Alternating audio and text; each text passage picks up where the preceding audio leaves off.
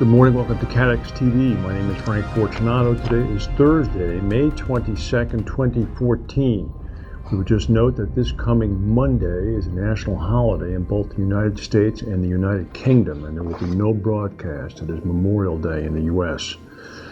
The Uighurs have struck again in western China. Assailants in two SUVs plowed through shoppers while setting off explosives in a busy street market in China's volatile northwestern region of Xinjiang. This occurred this morning. At least 31 people have been killed.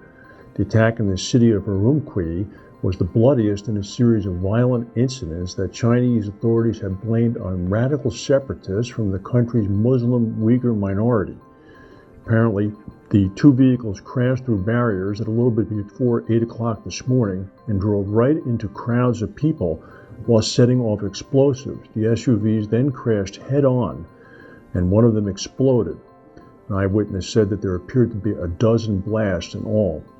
It's not immediately clear who is responsible, but suspicion, of course, focuses on the Uyghurs. The death toll today was the highest for a violent incident in Xinjiang since days-long riots back in 2009 in the same city of Urumqi killed 200 people. There's a report coming from Tokyo that the former Beatle Paul McCartney has now been hospitalized in Tokyo because of a worsening of his virus infection. McCartney had been forced to cancel his Japanese and South Korean tours because of a virus infection. The Sankei Sports newspaper said that McCartney was admitted to a hospital in Tokyo when the infection worsened, but there is no confirmation. A magnitude 3.2 earthquake struck west of Richmond, Virginia this morning, and it shook the ground in the Washington, D.C. area. The quake was centered in the Amelia County area of Virginia. It was far smaller than the one that struck the area in Mineral Springs 2.5 years ago that closed the Washington Monument for just about that length of time. However, about 1,300 people in a broad area of Virginia, Maryland, as well as the District of Columbia felt shaking or movement under the earth. The army chief in Thailand has said that the military takeover of the government that occurred 3 days ago is now in fact a coup. General Prayuth Chan-ocha said in a statement broadcast on national TV that martial law has been imposed, a national curfew has been imposed, and the country's constitution has been suspended. He also told anti-government protesters to leave the square in Bangkok, where demonstrations have been taking place since last November.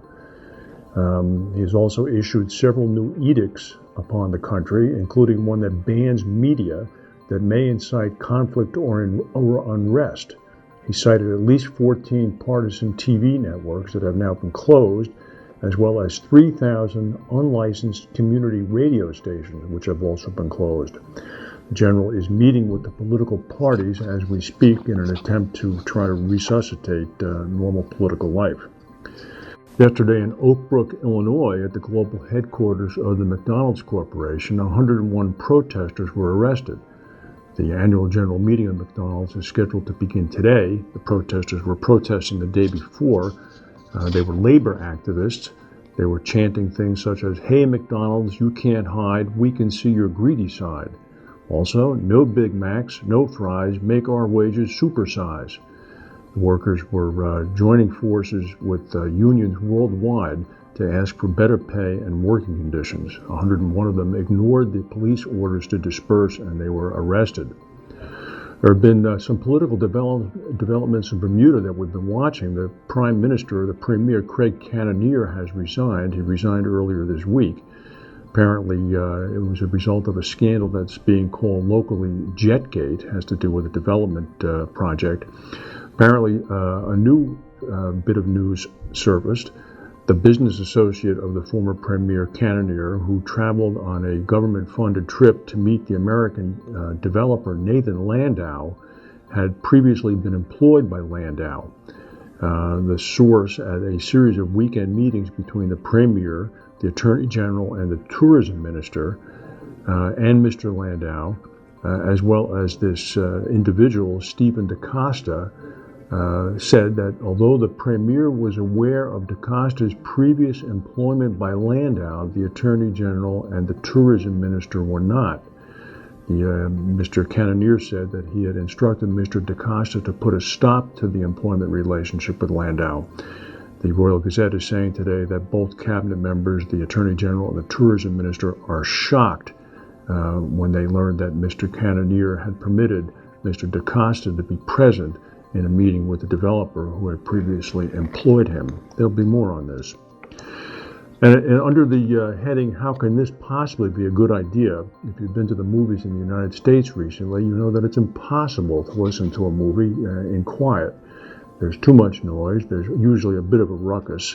Well, it's going to be now worse in Miami Beach because moviegoers there can now be ordering beer or wine along with their popcorn.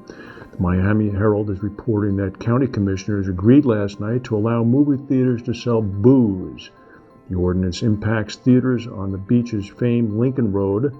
Alcohol can be sold in any theater that has at least 300 permanent seats.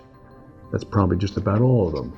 They will at least have separate areas, so there'll be separate areas where people can enjoy their libations, hooting and hollering, making the lives of ushers all but impossible, as well as causing great consternation among people who have paid up to $13 or $14 a ticket to see a movie.